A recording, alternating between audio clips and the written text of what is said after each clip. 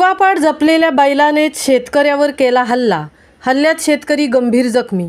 पोलादपूर तालुक्यातील सवाद येथे घडली ही घटना.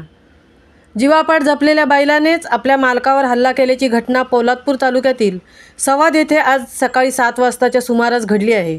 सवाद गावातील शेतकरी चंद्रकांत नारायण पुणेकर वय वर्ष 57 हे शेतावर नांगरणीच्या कामाकरता नेहमीप्रमाणे वाड्यातून आपल्या बैलांना घेऊन जात असताना अचानक एका बैलाने चंद्रकांत पुणेकर यांच्यावर हल्ला चढवला. पुणेकर यांच्यावर बैलाने हल्ला केल्याचे घरातील महिलांनी पाहताच महिलांनी आरडाओरडा केल्याने गावातील ग्रामस्थांनी घटनास्थळी धाव घेऊन पुणेकर यांना बैलाच्या हल्ल्यातून सोडवल्याने सुदैवाने मोठा अनर्थ टळला.